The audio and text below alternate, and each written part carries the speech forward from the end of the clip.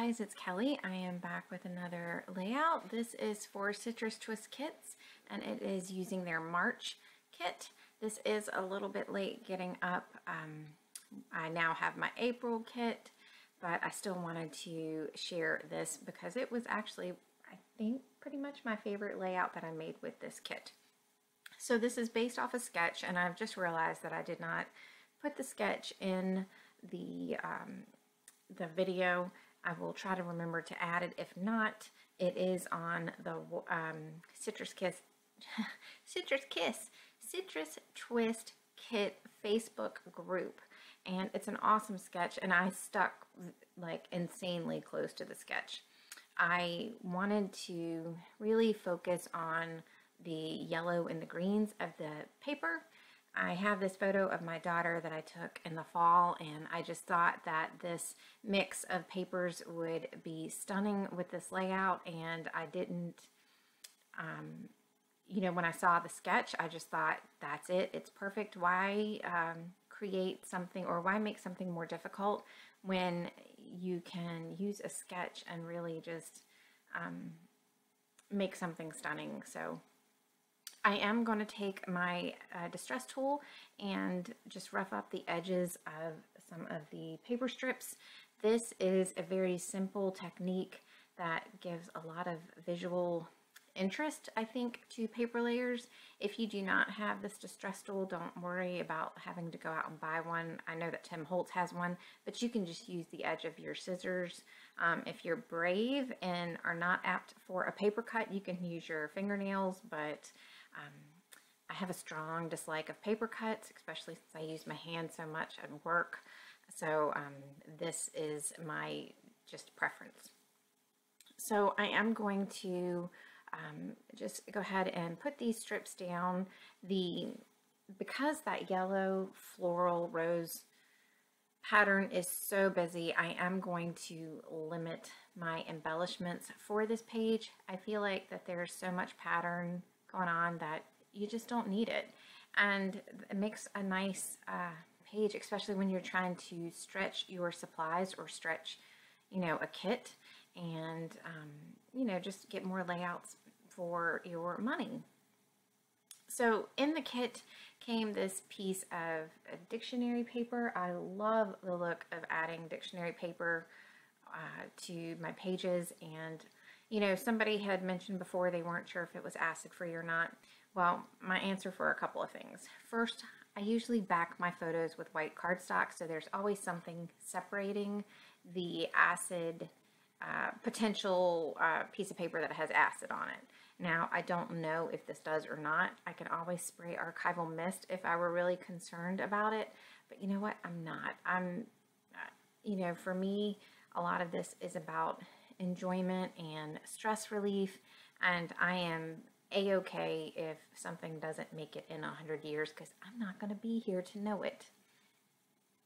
So I tried to you know, tear up some of the edges of the paper, just again because I was thinking that that might look nice, and you know, it just was driving me nuts. I couldn't get the tear straight enough. I wasn't going for absolutely straight, but I wanted it to somewhat be straight, and it just wasn't doing what I wanted. So I went ahead and I just you know, trimmed up the edges with my scissors. And I know that I want to sew these paper layers, so I'm trying to do just a little bit of adhesive. If you use so much adhesive, especially the ATG tape, as opposed to like wet glue, I find that, you know, there's a tendency to gum up your needle a little bit more.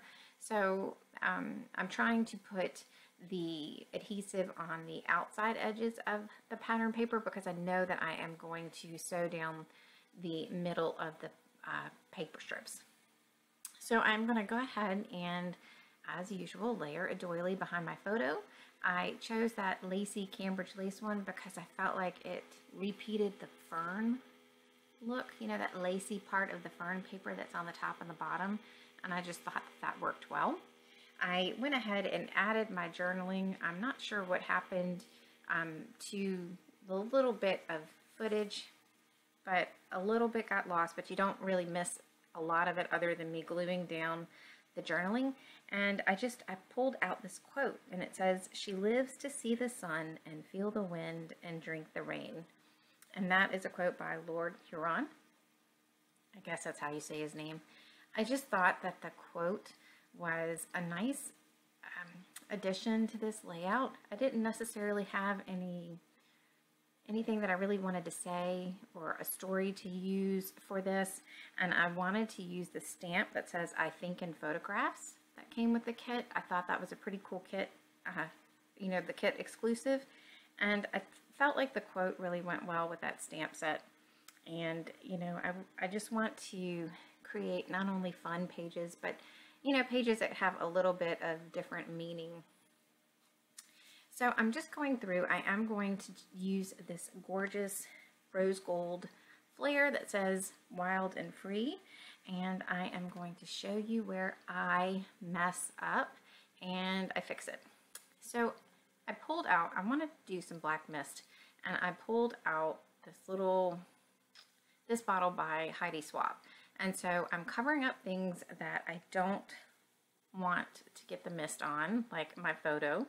And I end up having several blobs, and you can see I'm trying to like get it going on that piece of paper over top of the photo, and then that big blob up top by the heart is just really bothering me. So I thought, well, let me go back in with the mist and see if I can make a few of the blobs a little bit bigger to offset it, and see what I could do. And I just didn't like it. It was too many.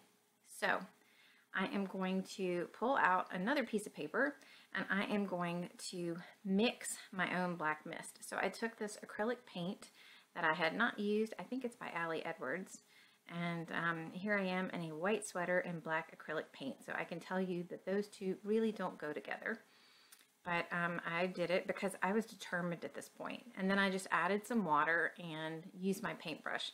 And I think that's what I'm going to just have to do when it comes to black mist, because I just have not found one that I am in love with. And I don't want to keep on buying black mist, you know, just because I will make do with my acrylic paint. So I like the way that this white background is looking better, and I'm going to cut apart my layout. Yep, I've done it before, I'll do it again. So I'm just cutting around the pattern paper strips, and I'm leaving this in to show you guys that if something happens that you just don't like, or you know, don't want to live with, think creatively outside of the box and see if you can fix your layout. So I did trim a little bit off on that black stitching, and I went back and I just added a little piece of tape on the stitching below just so that the stitching would not unravel, and that's it. See, my layout was saved, the crisis was averted, and you know, it really doesn't look a whole lot different, but the mist droplets in real life just weren't as big, and they looked more balanced, and I was happier.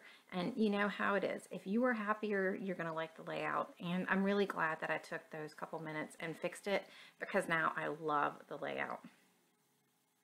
So I think that this is pretty much it. I am going to add a couple more hearts around the page. I'm going to add some hearts up in a cluster on the upper left hand part of the page, and I am going to add a few by the label that I stamped on, I think in photographs. And to stamp that, I just used my favorite black ink, which is a VersaFine ink. And again, I don't know what happened with that footage. It's been a couple of weeks. I don't know if I got a phone call and it stopped recording at that point or what, but at least you didn't miss a whole lot. So that's it for me. I hope you guys enjoyed this, and I just wanted to thank you for all of your lovely comments, and just wanted to let you know that I appreciate them, and I will hopefully see you soon. Take care. Bye.